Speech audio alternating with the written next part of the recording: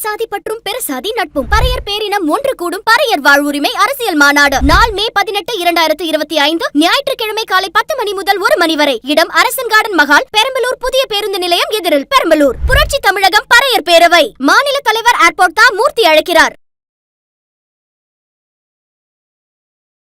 இவர்கள் இதுவரை அதற்கான பதில்கள் கொடுக்கவில்லை. நாங்க தான் கொடுத்துட்டே இருக்கோமே. ரிக்கார்டா எழுத்துப்பூர்வமா பார்லிமெண்ட்லயே பேசுறோம். ரிக்கார்டு பூர்வமா கொடுத்துட்டு இருக்கோம். பார்லிமெண்ட்ல பேசுறத பார்லிமெண்ட்ல என்ன பேசுறோம்? என்ன பேசு 29 காசு கொடுக்கணும் பார்லிமெண்ட்ல பேசலையா? பார்லிமெண்ட்ல சொல்லிருக்கீங்க. சொன்னீங்கன்னா அங்க பின்னங்கால் பிடர ஓடி இருப்பீங்க. அதெல்லாம் ஒண்ணும் கிடையாது. பின்னங்கால் பிடர ஓடுவோம். நாங்க அங்க 40 பேரை நாங்க வச்சுக்கிட்டு இருக்கோம். அப்படியே அங்க இருக்க ஊழல் எல்லாம் நம்ம சொல்லிட கூடாதுக்காக ஒரு பிஎஸ்என்எலுக்கு போறாரு, அவர் அம்பானிக்கு போறாரு, அதானிக்கு போவாரு. தமிழ்நாட்டினுடைய ஊழலை பத்தி தமிழ்நாட்டுல ஊழல்ங்கிறதே எங்களுக்கு தெரியாத ஒரு விஷயமா? ஊழலை பத்தி எங்களுக்கு தெரியாது. கோடிக்கணக்கான லட்சக்கணக்கான கோடி ரூபாய் கொள்ளையடித்திருக்கக்கூடிய அந்த ஊழல் கிரானைட் ஊழலை அவர் தான் கண்டுபிடித்தார். அவர் தான் இன்னைக்கு நீதிமன்றத்துக்கு கொண்டு போயிருக்கார். அவர் ஒரு ஐஏஎஸ் ஆக இருந்தபோது கொண்டு வந்திருக்கிறார். அவருக்கு பாதுகாப்பு கொடுக்கிறதுக்கு வரப்படல. ஊழலுக்கு நாங்கெல்லாம் வந்து பாதுகாப்பா இருப்போம். தமிழ் சொல்லிக் கொடுப்போம். தமிழ்நாடு தமிழ் மொழி தமிழ் வந்து ஒரு பாடம் தான். ஆங்கிலத்தை கத்துக்கிட்டா தான் உலகம் பூரா போக முடியும். புரிஞ்சுக்கோ. நீங்க ஒரு பாடம் சொல்லாதீங்க. எங்களுடைய தாய்மொழி அப்படி. தாய்மொழியை வச்சுக்கிட்டு அமெரிக்காவுக்கு போனேன்னு உன் தாய்மொழியை வச்சு என்ன பண்ணுவ?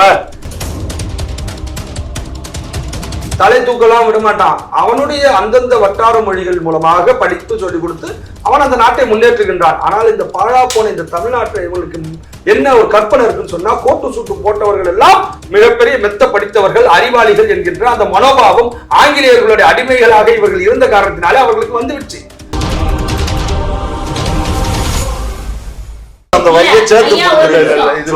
திமுகவால் தமிழகத்துல பேசப்படுறது இதுதான். ₹1 நாங்க வரி கொடுத்தா 29 பைசா தான் அவங்க திரும்ப தராங்க அப்படின்றதா மக்கள் மத்தியில இப்ப பரவி இருக்கிறது. நீங்கள் அதை எதிர்த்து தெரிவிக்கிறீங்க அப்படின்னும் போது பிஜேபியின் சார்பாக இது மக்களிடையே பரப்புவதற்கு ஆள் இல்லையா அப்படின்னு ஒரு கேள்வி. நேரடியா நிதியமைச்சரே தமிழ்நாட்டில் பண்றாங்க. நீங்க சொல்லுவது பொய் என்று சொல்லுகின்றார்கள். இவர்கள் இதுவரை அதற்கான பதில்கள் கொடுக்கவில்லை. நாங்க தான் கொடுத்துட்டே இருக்கோமே. ரிக்கார்டா எழுத்துப்பூர்வமா பார்லிமெண்ட்லயே பேசுறோம். ரிக்கார்டு பூர்வமா கொடுத்துட்டு இருக்கோம். பார்லிமெண்ட்ல பேசுறத பார்லிமெண்ட்ல என்ன பேசுறோம்? என்ன பேசு 29 காசு கொடுக்கணும் பார்லிமெண்ட்ல பேசலையா? பார்லிமெண்ட்ல சொல்லிருக்கீங்க. சொன்னீங்கன்னா அங்க பின்னங்கால் பிடர ஓடி இருப்பீங்க. அதெல்லாம் ஒண்ணும் கிடையாது. பின்னங்கால் பிடர ஓடுவோம். நாங்க அங்க 40 பேரை நாங்க வச்சுக்கிட்டு இருக்கோம். அப்படியே கிள்ளி போட்டுருவோம். இல்லங்கய்யா, முக்கியமான நேரத்துல இந்த 40 பேரை பிரசன்ட் ஆகுறது இல்ல. இதான் பிரச்சனை. 40 பேர் பிரசன்ட் ஆகல. நீங்க நாங்க 250 பேர் இருக்கோம்.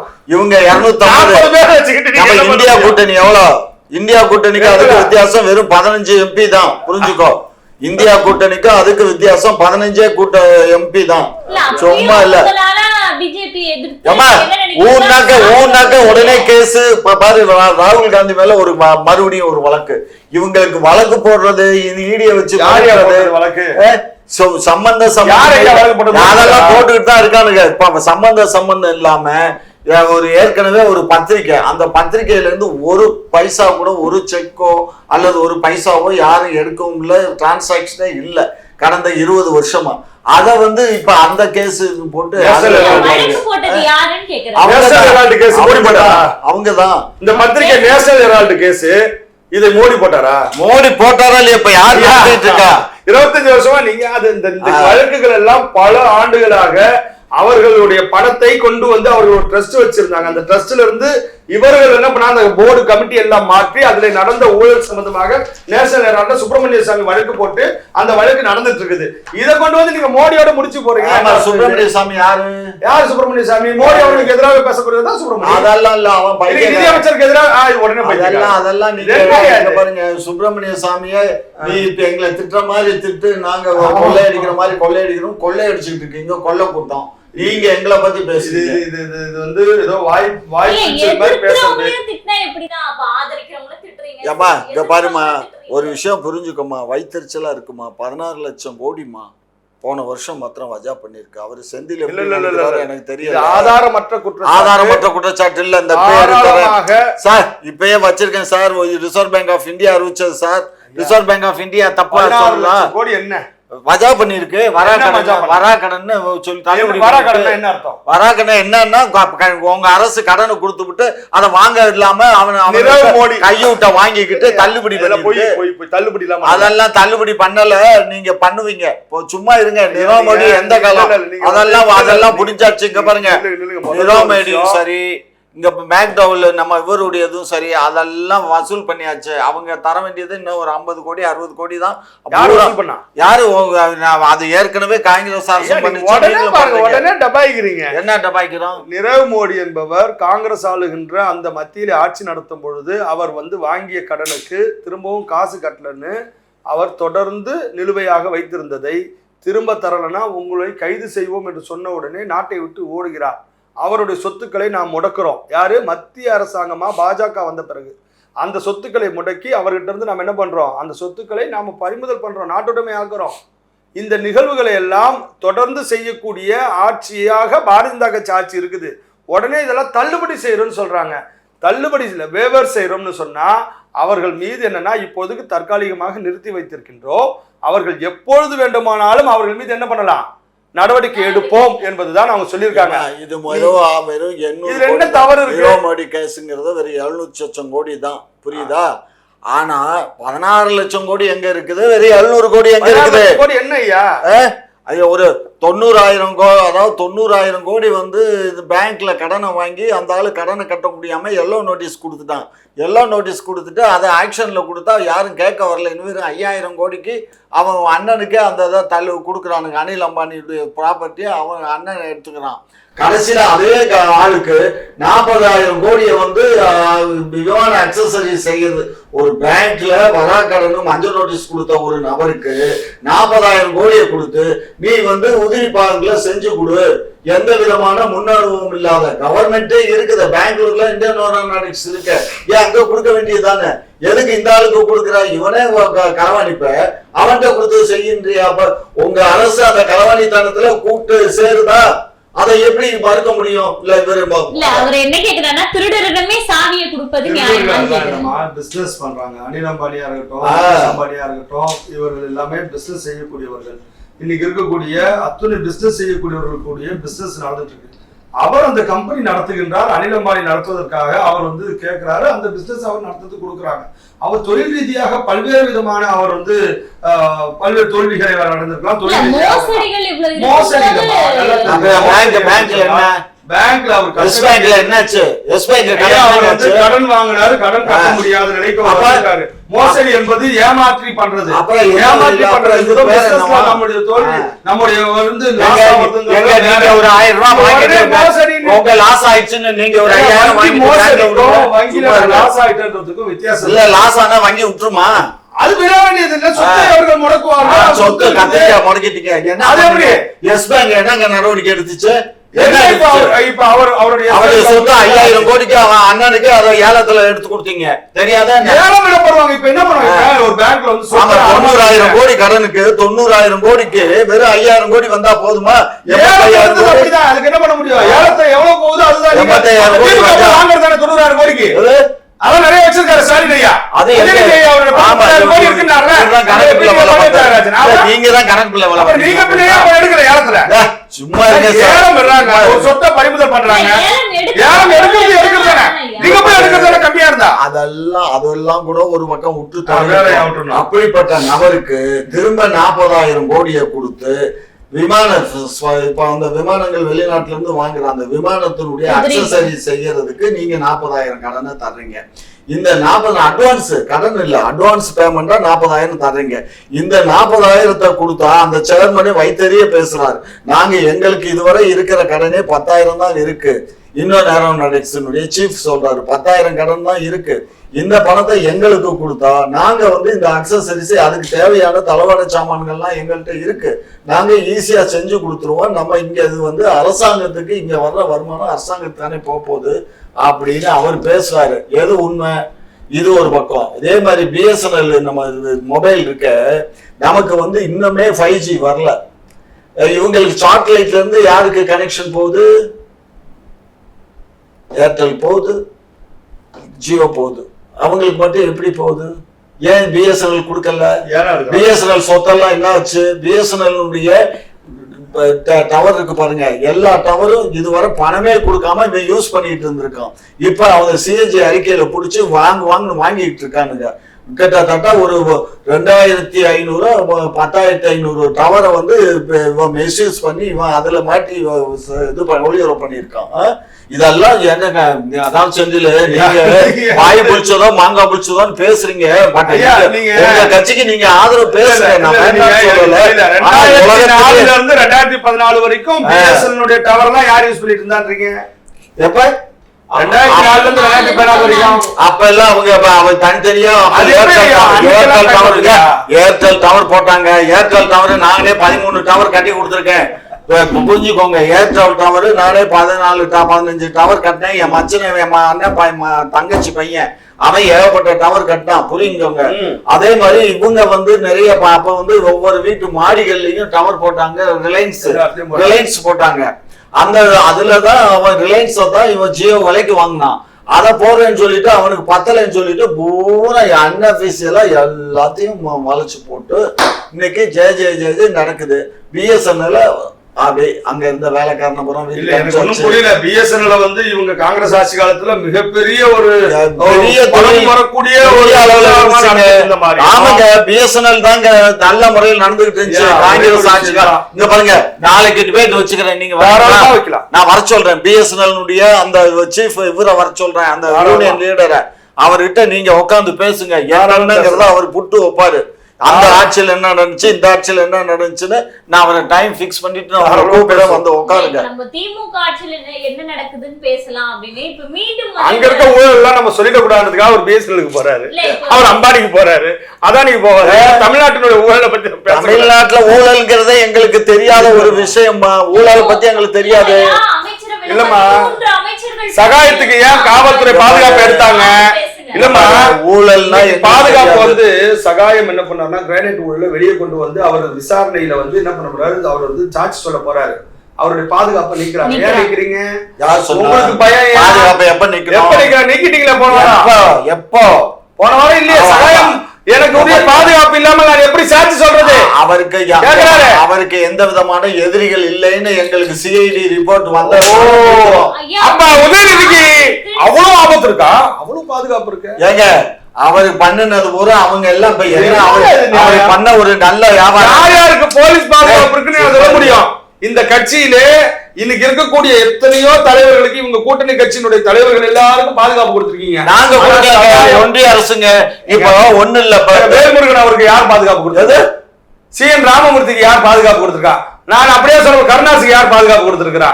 SV சேகருக்கு யார் பாதுகாப்பு கொடுத்திருக்கிறா? SV சேகருக்கு இருக்க பாதுகாப்பு வந்து பாத்தீங்கன்னா அவருக்கு இந்த நாட்டுல பெரிய அச்சுறுத்தல் இருக்குது. சகாயத்துக்கு அச்சுறுத்தல் இல்ல. கோடிக்கணக்கான லட்சக்கணக்கான கோடி ரூபாய் கொள்ளையடித்திருக்கக்கூடிய அந்த ஊழல் கிரானைட் ஊழலை அவர் தான் கண்டுபிடித்தார். அவர் தான் இன்னைக்கு நீதிமன்றத்துக்கு கொண்டு போயிருக்கார்.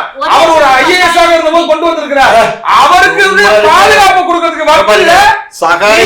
ஊழலுக்கு நாங்கெல்லாம் வந்து பாதுகாப்பா இருப்போம். சகாயத்தினால இங்க நடந்த கிரானைட் பிசினஸ் இப்ப எங்க போயிடுச்சு? குஜராத்துக்கு போயிடுச்சு. போயிடுச்சா? ஊழல் அதெல்லாம் ஊழலாவது அங்க போயிடுச்சு. இப்ப போயிடுச்சு. இப்ப இங்க ஆற்று மணல் கொள்ளையில போய் 11 IAS போய் நீதிமன்றத்துக்கு போனாங்க தெரியுங்களா? சும்மா நீதிமன்றத்துக்கு எதுக்கு போனாங்க? IAS எல்லாம் பதில் சொல்ல. இந்த 11 IAS இருக்கக்கூடிய மாவட்டங்களிலே மணலினுடைய அளவு மேல இருந்து சேட்டலைட்ல பார்க்கும்போது இவர்கள் சொல்லுகின்ற கணக்குக்கும் அங்க இருக்கக்கூடிய கணக்குக்கும் சம்பந்தமே இல்லை.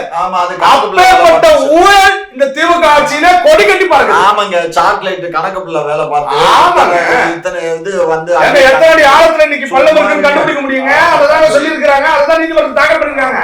ஐயா, இப்ப இந்த ஊழல் வந்து திமுக ஆட்சியில வந்து ஒரு பேசு பொருளா மாறினாலும் இப்போ அந்த PMC கல்விக் கொள்கையை எதிர்த்தீங்க. இப்போ வந்து பாத்தீங்கன்னா 5th to 8th அவங்க எல்லாம் வந்து ஆல் பாஸ் பண்ண முடியாது CBSE சேர்ந்தவர்களுக்கு அப்படின்னு ஒரு விஷயம் வருதுல்ல, அதையும் திமுக எதிர்க்குது. ஏமா, ஒன்றிய அரசு இது போட்ட சட்டமா? நம்ம போடலமா? இல்ல, அதுதான் திமுக ஏன் எதிர்க்குதுன்னு கேக்குறேன். என்ன எதுக்குது? இந்த மாதிரி 5th to 8th பசங்க ஆல் பாஸ் பண்ண கூடாது, ஆல் பாஸ் பண்ணணும் அப்படின்னு ஆதரிக்கிறீங்களா? அது நாங்க ஆதரிக்கலமா. ஒன்றிய அரசே என்ன சொல்லியிருக்குன்னா மினிமம் ஸ்டூடெண்ட்ஸ் வந்து 8th ஸ்டாண்டர்ட் வரை அவங்களுக்கு வந்து கல்வியை கற்றுக் கொடுக்கணும் மினிமமா. அப்படி சொல்லியிருக்காங்க. அதுக்காகத்தான் நம்ம வந்து என்ன பண்றோம், நீங்க ஃபெயில் போடாம 8th வரை அனுப்புங்க, 8th அப்புறம் வந்து 9th 10th நீங்க பண்ணுங்க. 65 லட்சம் மாணவர்களுக்கு 9ஆம் வகுப்பு போகும்போது பேசிக்கா படிக்கவும் தெரியல எழுதவும் தெரியல. இதனாலதான் இந்த மாதிரி ஃபெயில் பண்ணணும்ன்றதே அவங்க கொண்டு வரணும்னு சொல்றாங்க. அது ஃபெயில் பண்றதை கொண்டு வரணும்னா ஏன் வாத்தியம் அதுக்கு ஒழுங்கா சம்பளம் வாங்குற இல்ல, நீயே சம்பளம் வாங்கி ஒழுங்கா பிள்ளைகளுக்கு சொல்லி கொடுக்கறத காட்டிலும் உனக்கு என்ன வேலை? உன் குடும்ப வேலையை பார்த்துக்கிட்டு பிள்ளைகளை முட்டாளாக்கிட்டு உக்காந்துட்டு இருக்கியா? ஒரு சம்பளம் கிடைக்கல, பத்தலைன்ற 1.5 லட்ச ரூபா சம்பளம் வாங்குறான் ஒரு செகண்ட் கிரேட் டீச்சருக்கு, 1.5 லட்ச ரூபா சம்பளம்.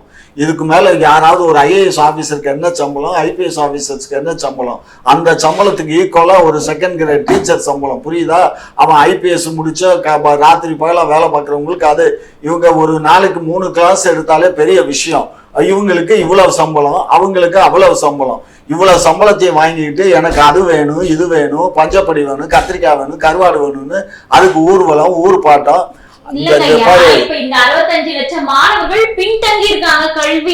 அதுக்கு காரணம் வாத்தியார்லாம். மாநிலத்தில் இருக்கக்கூடிய ஆசிரியர்கள் தான் காரணம். அந்த ஆசிரியர்கள் ஒழுங்கா கிளாஸ் எடுத்து அந்த பிள்ளைகளுக்கு நடத்தி இருக்கணும். அதனால ஆசிரியர்கள் மீது நடவடிக்கை எடுக்கணும். யார் நடவடிக்கை எடுக்கணும்? ஆசிரியர்கள் மீது நடவடிக்கை. சரியா சொல்லி கொடுக்காத ஆசிரியர்கள் யார் நடவடிக்கை எடுக்கணும்? யார் எடுக்கணும்? அரசாங்கம் தான் எடுக்கணும். அது அரசாங்கம் எடுக்கும். எப்போ அதெல்லாம் டேட் டைம் எல்லாம் சொல்ல இயலாது. நடவடிக்கை எடுக்கும்போது எடுக்கும். 2 மாணவர்கள் இல்ல 65 லட்சம் மாணவர்கள் கல்வியில பின்தங்கி இருக்காங்கன்னு ஒரு ரிப்போர்ட் வெளியிடுறாங்க. சொல்றாங்கம்மா. இந்தியா தான் இந்தியாவே தமிழ்நாடு தான் கல்வியில நம்பர் 1 மாநிலமா இருக்கா, தெரியுமா உனக்கு? என்னமோ ஒரு சவடால் பேசுற. தமிழ் படிக்க தெரியாத மாணவர்கள் தமிழ் படிக்கலாம். அதான் கேட்க பாரு.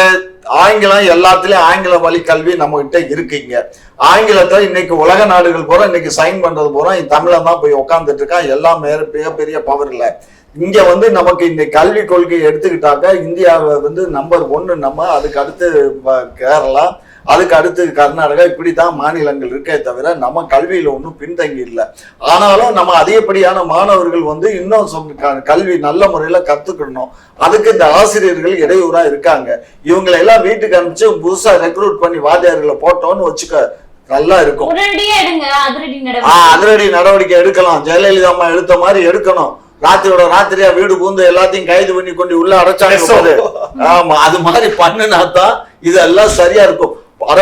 ஏமா பெருச்சாலியம்மா வாங்கி சம்பளத்தை வாங்கி தின்னுக்கிட்டு பிள்ளைகளுக்கு போய் சொல்லி கொடுக்கறதே இல்லம்மா. நான் பார்த்துக்கேம்மா, பல பள்ளிக்கூடங்கள்ல போனா அந்த பாட்டுக்கு அது கத்திட்டு கிடக்கும். இது பாட்டுக்கு என்ன தேவை லபக்குன்னு தின்னுக்கிட்டு உட்காந்து இருக்குங்க கழுதிங்க. இல்லங்கய்யா, அதிகாரத்துல இருக்கக்கூடிய நீங்கள் வந்து இப்படி பேசுறதுன்னா வேற என்ன செய்ய முடியும்? அது ஒரு கூட்டம் வச்சிருக்கு, வாத்தியாருங்கிற ஒரு கூட்டம். அந்த கூட்டம் ஊரா சேர்ந்துட்டு ஒரு ஸ்ட்ரைக் பண்ணுது. ஓட்டாவது கத்திரிக்காவது ஸ்ட்ரைக் பண்ணுதுங்க. இந்த ஸ்ட்ரைக்கு இந்த ஊர் மக்கள் பூரா ஐயோ நம்ம பிள்ளை படிப்போகுதுன்னு அது வேற ஒரு கூப்பாடு. இந்த எதிர்கட்சி இவங்கள மாதிரி வீணா போன எதிர்கட்சி இவங்க எதிர்கட்சியா இருக்கும் போது வந்து இவங்க எல்லாம் வேற ஆசிரியர்களுடைய வேலை அவங்க வந்து எழுதிய தேர்வு எழுதிய ஆசிரியர்களுக்கெல்லாம் பணி நிரந்தரம் பண்ணு நீங்க போராட்டீங்களே, அப்ப எதிர்கட்சி நீங்களா என்ன? ஆமா, பணி நிரந்தரம். அது இப்ப நம்ம வேற 5000 ரூபாய் கூட்டி கொடுத்தாச்சு. இப்போ 20000 ரூபாய் அவங்க காலத்துல வெறும் 12000 ரூபாய் இருந்துச்சு. இப்ப அப்படி கொஞ்சம் கொஞ்சமா கூட்டி இப்ப 25000 ரூபாய் வந்துருச்சு. இந்த 25000 ரூபாய் வேலை பாக்குறவங்க கூட இப்ப இதுல எக்ஸாம் எழுதி பாஸ் பண்ணான்னா அவனுக்கு 1 லட்சம் 1.5 லட்சம் வந்துடும். அந்த அளவுக்கு தான் இப்ப நம்ம எல்லாத்தையும் ரெகுலரேட் பண்ணி ஓரளவு கொண்டுட்டு வந்துட்டு இருக்கோம். ஒன்றிய அரசு வந்து இப்ப கல்விக்கு நமக்கு பண ஒதுக்கீடு கிடையாது. முன்னெல்லாம் கொடுத்தாங்க, 16% கொடுத்தாங்கம்மா. நமக்கு மட்டும் இல்ல, த்ரூஅவுட் எல்லா மாநிலங்களுக்கும் 16% கல்விக்காக ஒன்றிய அரசு பட்ஜெட்லயே ஒதுக்குனாங்க. இப்ப கழுத தெஞ்சு கட்டர்பு மாதிரி காங்கிரஸ் பீரியட்ல அது ஒரு 12% ஆச்சு. இப்ப இவங்க வந்து அதுக்கு பாதி 6% ஆக்கிட்டாங்க. ஆகையினால அது இப்ப என்ன சொல்றாங்க, யூனிவர்சிட்டி எல்லாம் இப்ப university under the control of Tamil Nadu government ஆயிடுச்சு. அதுல வேலை பார்க்குற வாத்தியார்களுக்கெல்லாம் முன்னாடி அவங்க சம்பளம் கொடுத்தாங்க, மாநில அரசு நீங்க தான் சம்பளம் கொடுக்கணும்னு பண்ணிவிட்டாங்க. அதனால எதை எடுத்தாலும் நமக்கு வந்து இடையூறு பண்றதுக்குன்னே பிறந்து வந்த மொத்த ஒருவன் தான் மோடிஜி. அதனால அந்த மோடிஜி என்னைக்கு நல்லா இருக்கு. துணைவேந்தர்களுக்கெல்லாம் வந்து 1.5 கோடி 2 கோடி வரைக்கும் வருமானங்கள் பார்த்த அரசாங்கங்கள் தான் இந்த திராவிட அரசாங்கம். ஆமா, அதுதானங்க பிரச்சனையே. ஆமாங்க, துணைவேந்தர்கள் எல்லாம் வந்து நம்ம அண்ணா யூனிவர்சிட்டி பெல்லியப்பன்னு ஒருத்தரை கொண்டுட்டு வந்து கர்நாடகத்துக்காரரை கொண்டு வந்து இந்த கவர்னர் போட்டாரு. அவர் மேல ஊழல் குற்றச்சாட்டு. என்ன நாசமா போக, நீங்க என்னதான் பண்ணலங்க, நீங்க பண்ற அட்டுழியம் அடாத்து கடவுளுக்கே அடுக்காது. இப்போ நம்மளுடைய மாணவர்களின் நிலைமை என்ன அப்படின்றதுக்கு பதில் சொல்ல நம்ம மாணவர்களை நாங்கள் பார்த்துக் கொள்வோம். அதற்கு நீங்க முதலை கண்ணீர் வடிக்க வேண்டாம். என்ன படிக்காதவங்கள ஒரேடியா மக்காக்கிட போறீங்களா? நாங்க படிக்காதவங்கள மக்கால் ஆக்க மாட்டோம். படிக்காத பிள்ளைகளுக்கெல்லாம் நாங்க ஸ்பெஷலா கோச்சிங் கொடுத்து அவங்களை எல்லாம் இப்ப நாங்க ட்ரெயின் அப் பண்ணுவோம். இப்ப இந்த லீவ்ல கிளாஸ் எடுக்க கூடாது யாருக்குமே. லீவ் முடிஞ்ச உடனே அவங்களை எல்லாம் நல்ல முறையில ஒரு 4 hour 5 hour கிளாஸ் இருக்குன்னா அந்த 5 hour கடுமையா சொல்லி கொடுத்து பிள்ளைகளை நல்ல முறையில வரணும். அடுத்த ஆண்டு பாத்தீங்கன்னா அடுத்த ஏப்ரல் மேல வந்து எலெக்ஷனுக்கு முன்னாடியே பரீட்சை எல்லாம் முடிஞ்சிடும். பிள்ளைகள்லாம் நல்ல பாஸ் மார்க் வாங்கி நல்லா பாஸ் பண்ணி வந்துருவாங்க. உலக தரத்துக்கு நம்ம இந்தியாவுடைய கல்வித்தரம் உயரும். அதே தமிழ்நாடும் உயரும். முதல்ல தமிழ் சொல்லி கொடுக்கணும். தமிழ் சொல்லி கொடுப்போம். தமிழ்நாடு தமிழ் மொழி தமிழ் வந்து ஒரு பாடம் தான். ஆங்கிலத்தை கத்துக்கிட்டா தான் உலகம் பூரா போக முடியும். புரிஞ்சுக்கோ. நீங்க ஒரு பாடம் சொல்லாதீங்க, எங்களுடைய தாய்மொழி. அப்படி தாய்மொழியை வச்சுக்கிட்டு அமெரிக்காவுக்கு போனேன்னு உன் தாய்மொழியை வச்சு என்ன பண்ணுவ? ஐயா முதல்ல தாய்மொழி தாய்மொழி தான் நீங்க படிக்கிற தாய்மொழி ஒரு பாடம். தாய்மொழி கத்துக்கணும். தாய்மொழி கத்துக்க கூடாது நான் சொல்லல. தாய்மொழி கத்துக்கோ. தாய்மொழி கத்துக்கிட்டு அதுக்கப்புறம் ஆங்கில வழி கல்வி போ. ஆங்கில வழி கல்வி தான் முக்கியம். தாய்மொழியும் வேணும், ஆங்கிலமும் வேணும். தாய்மொழியில வந்து மொழியை கத்துக்கோ, மொழியை தாய் வழியில கத்துக்கோ. ஆங்கில வழியில அதனுடைய பிழைப்புக்குரிய ஆதாரத்தை அதுல தேடிக்கோ. அதுதான் எங்களுடைய கோட்பாடு, எங்களுடைய உண்மையான நிலைப்பாடு. இதுதான் மாறுபடுகின்ற நிலைப்பாடு என்னவென்று சொன்னால், தமிழ் மொழி அதை மொழியாக மட்டும் பேசுவதற்கு எழுதுவதற்கு மட்டும் பயன்படுத்திக் கொள் என்று அவர் சொல்லிவிட்டார். உண்மைதான் கிடையாது. அப்புறம் ஒரு அறிவியலை படிக்க வேண்டும், ஒரு கணக்கை படிக்க வேண்டும், ஒரு சமூக அறிவியலை படிக்க வேண்டும் என்றால் அவரவர் தாய்மொழி வழியாக படிக்க வேண்டும். அப்படி படிக்கும் பொழுது அதில் இருக்கக்கூடிய அத்தனை விஷயங்களும் முழுமையாக நம்மால் கற்றுக்கொள்ள முடியும் என்றுதான் உலகத்திலே பல நாடுகள், இன்னைக்கு ஜப்பானாக இருக்கட்டும், இன்னைக்கு கொரியாவாக இருக்கட்டும், இன்னைக்கு பல்வேறு நாடுகள் அவரவர் தாய்மொழியில தான் என்ன பண்றாங்க, அவர்களுக்கு கற்றுத்தராங்க. சீனால இருக்குன்னா சீனால ஒண்ணு ஆங்கிலம் தலை தூக்கலாம் விட மாட்டான். அவனுடைய அந்தந்த வட்டார மொழிகள் மூலமாக படித்து சொல்லிக் கொடுத்து அவன் அந்த நாட்டை முன்னேற்றுகின்றான். ஆனால் இந்த பாழா போன இந்த தமிழ்நாட்டை இவங்களுக்கு என்ன ஒரு கற்பனை இருக்குன்னு சொன்னா, கோட்டு சூட்டு போட்டவர்கள் எல்லாம் மிகப்பெரிய மெத்த படித்தவர்கள், அறிவாளிகள் என்கின்ற அந்த மனோபாவம் ஆங்கிலேயர்களுடைய அடிமைகளாக இவர்கள் இருந்த காரணத்தினாலே அவர்களுக்கு வந்துவிடுச்சு. அதனால இவங்க என்ன பண்றாங்கன்னா, தமிழ் மொழியை தவிர எல்லாம் தமிழ் வழியில இருக்கக்கூடாது, ஆங்கில வழியில் மட்டும்தான் இருக்கணும்னு சொல்லக்கூடிய இந்த ஆங்கில அடிமை மனப்பான்மையை நாம் தூக்கி எறிய வேண்டும். இன்னைக்கு மத்திய அரசாங்கம் சொல்லுகின்றது என்னன்னா, புதிய கல்விக் கொள்கையிலே அந்தந்த மாநிலத்தில் இருக்கக்கூடிய மொழி வழியிலே நீங்கள் படிப்பு சொல்லிக் கொடுப்பதன் மூலமாக அந்த மொழி பாதுகாக்கப்படும். அந்த மொழி மூலமாக நீங்கள் அறிவியல் படிக்கும் பொழுது உங்களுடைய அறிவியல் அறிவு அதிகரிக்கும் என்று இந்த ஒரு புதிய கல்விக் கொள்கையில் நாங்கள் சொல்லுகின்றோம். ஆனால் இவர்கள் எல்லாம் ஆங்கிலேயர்களுடைய அவர்கள் சொல்லுகின்ற அந்த மனப்பான்மையை இவர்கள் ஏற்றுக்கொண்டிருக்கின்றார்கள். இதுதான் எங்களுக்கும் அவர்களுக்கும் உள்ள வித்தியாசம். யார் ஆங்கிலேயருடைய கைகூலிங்கிறது வெட்ட வெளிச்சமா மக்களுக்கு தெரியும். இன்னைக்கு யார் அமெரிக்காவுக்கு சம்போடிக்கிறான்னு எல்லாத்துக்கும் தெரியும். அதனால உங்களுடைய நேரங்களை ஒதுக்கி பல தகவல்கள் கொடுத்தமைக்கு நன்றி. பறையர் சாதி பற்றும் பெருசாதி நட்பும். பறையர் பேரினம் ஒன்று கூடும் பறையர் வாழ்வுரிமை அரசியல் மாநாடு நாள் மே 18, 2025 ஞாயிற்றுக்கிழமை காலை 10 மணி முதல் 1 மணி வரை. இடம் அரசன் கார்டன் மகால், பெரம்பலூர் புதிய பேருந்து நிலையம் எதிரில், பெரம்பலூர். புரட்சி தமிழகம் பறையர் பேரவை மாநில தலைவர் ஏர்போர்ட் மூர்த்தி அழைக்கிறார்.